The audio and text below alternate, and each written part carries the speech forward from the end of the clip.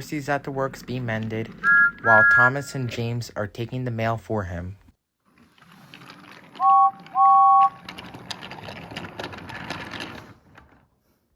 Later, James puffed up to Thomas. "Taking the mail is way too easy for me," said James. "It looks like that Percy is really that lazy to take the mail." He laughed. "Don't say that about my best friend," said Thomas crossly. "But it's true," said James. "Oh yeah," said Thomas. "Says the one who's always worried about his paint getting dirty and crashed into Tidmouth Sheds one time. You can't be talking, James," said Thomas crossly. This made James very cross. Meanwhile, Percy was at the repair yard. He was feeling very sad and depressed.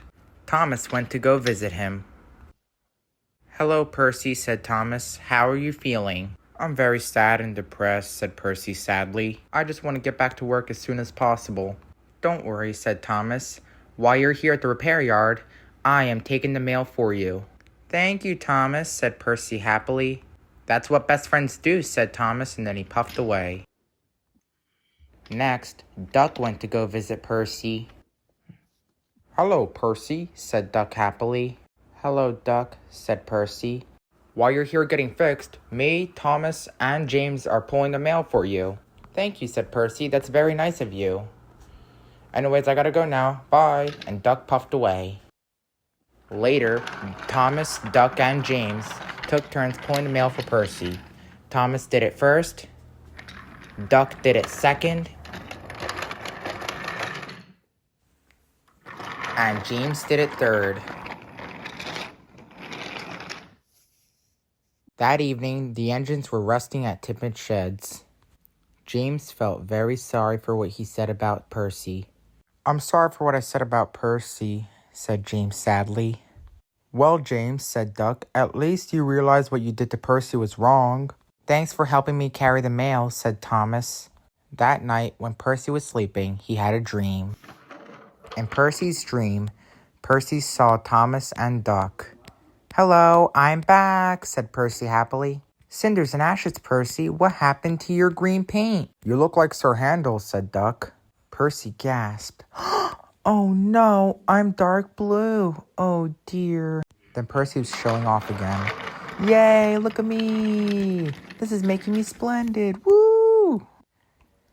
He raced right by Duncan. "Look at me, Duncan. Yay." "Percy, stop showing off before you have another crash," said Duncan crossly. Yeah, I'm not gonna crash," said Percy happily. Then there's trouble. Henry was puffing on the same junction as Percy. "Oh no, look out, Henry," cried Percy. Henry stopped. Then Percy crashed into Henry. "Whoa!"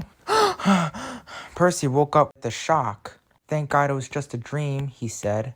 It was early in the morning, and then Thomas puffed up. He brought Sir Topham Hatt.